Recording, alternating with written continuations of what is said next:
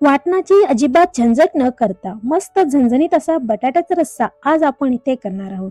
तसं करायला गेलात तर बटाट्याची भाजी करायला फार काही अवघड नाही. पण आणि बटाटा म्हटलं की अनेक प्रकारचे आपण त्याची भाजी बनवली जाते. पण आजची जी भाजी आहे बटाट्याचा रस्सा, ही माझ्या आईच्या पद्धतीने मी आज इथे तुम्हाला दाखवणार आहे. तर चला करूया सुरुवात. इथे मी 4 बटाटे घेतलेले आहेत आणि हे जे बटाटे आहेत ते सर्वात प्रथम आधी आपण कुकरमध्ये टाकून याला उकडून घेणार आहोत. कुकरमध्ये बटाटे टाकूया आणि अर्धा ग्लास पाणी आपण याच्यामध्ये टाकायचं आहे आणि चवीपुरतं थोडंसं मीठ टाकूया. मीठ टाकल्यामुळे बटाटे जे आहेत ते जास्त फार उकडले जाणार नाहीत आणि फार त्या बटाट्याचा गिजगा होणार नाही. त्याची आपल्याला फक्त 2 शिट्टी करून घेऊया. तिकडे कुकर होत आहे तोपर्यंत आपण एक टोमॅटो आणि कांदा चिरून घ्यायचा आहे. इथे मी 2 टोमॅटो आणि 2 कांदा, कढीपत्ता आणि कोथिंबीर घेतलेली आहे. कांदा आणि टोमॅटो आपल्याला अशा प्रकारे बारीक चिरून घ्यायचा आहे. तर सर्वात आधी कढई ठेवूया गॅसवर. कढई छान गरम करून घ्यायची आहे. त्यानंतर याच्यामध्ये टाकूया 2 चमचे तेल. तेल गरम झाल्यानंतर याच्यामध्ये आपल्याला टाकायचं आहे जिरा,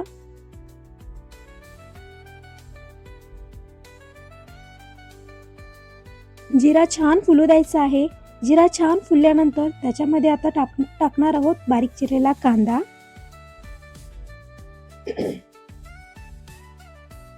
कांदा आपल्याला या तेलामध्ये छान परतून घ्यायचा आहे. हलकासा गोल्डन रंग येईपर्यंत आपण हा कांदा जो आहे तो या तेलामध्ये परतून घेऊया.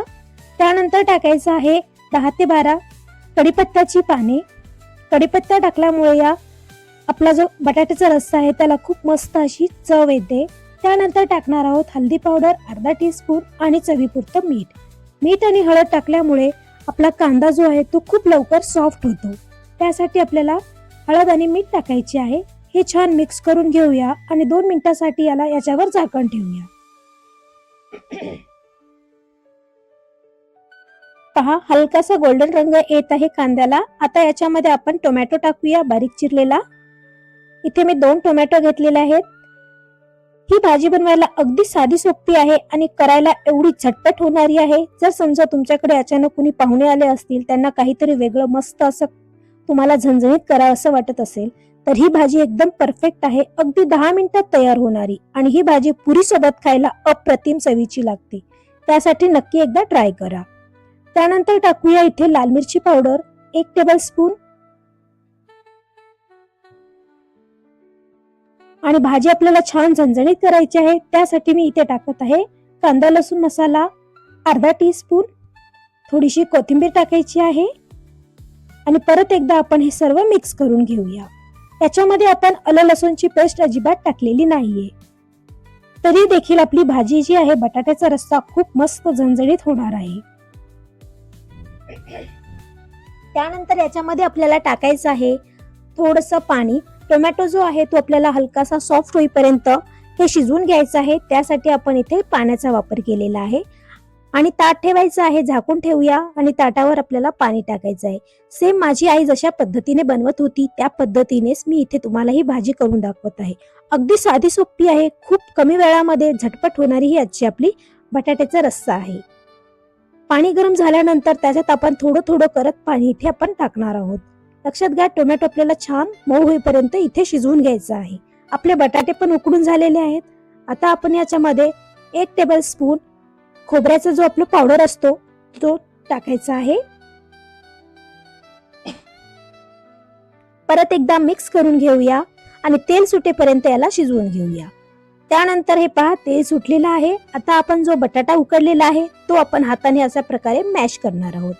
तुम्हाला कट करून चिरून टाकायचा असेल तर चिरून टाकू शकता, पण हाताने मॅश करून टाकल्यानंतर तुमची जी बटाट्याचा रस्सा असतो ना तो एकसारखा एकजीव तयार होतो. जर तुम्ही कट करून चिरून टाकलात तर त्याचे खाली भाजी राहते आणि वरी पाणी तरंगत राहते. तसे न होता जर तुम्ही हाताने असं मॅश करून टाकलात तर अजिबात तुमचं भाजी खाली पाणी वरी असं अजिबात होणार नाही.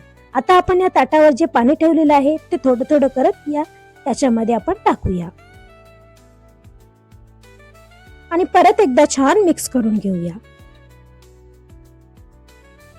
याला मस्त अशी उकळी येईपर्यंत आपल्याला हा बटाटा आणि हा टोमॅटो मस्त असा रस्सा शिजवून घ्यायचा आहे. तरी येईपर्यंत आपण हे शिजवून घेऊया. तर बघा आपली इथं मस्त झणझणीत अशी बटाट्याचा रस्सा बनून तयार झालेला आहे. अगदी कमी साहित्यामध्ये मस्त झालेला आहे आणि याचा जो सुगंध आहे, वास आहे, तो एवढा मस्त दरवळत आहे माझ्या किचन मध्ये. खूप भारी आहे. तर बघितलात मैत्रिणींनो, आजची आपली गरमागरम आणि चविष्ट बटाट्याचा रस्सा भाजी इथे बनवून तयार झालेली आहे. अगदी साध्या घरगुती साहित्यामध्ये झटपट आणि खूपच चविष्ट अशी ही भाजी तुम्ही नक्की करून बघा. गरमागरम पुरी, चपाती, भाकरी किंवा भातासोबत सुद्धा ही भाजी तुम्ही खाऊ शकता. तुम्हाला आजची रेसिपी आवडली असेल तर व्हिडिओला लाईक करा, कमेंट्स मध्ये करून नक्की सांगा. ओके फ्रेंड्स, तेव्हा पुन्हा भेटूया अशाच एका मस्त चविष्ट खमंग रेसिपी सोबत. तोपर्यंत बाय बाय, टेक केअर.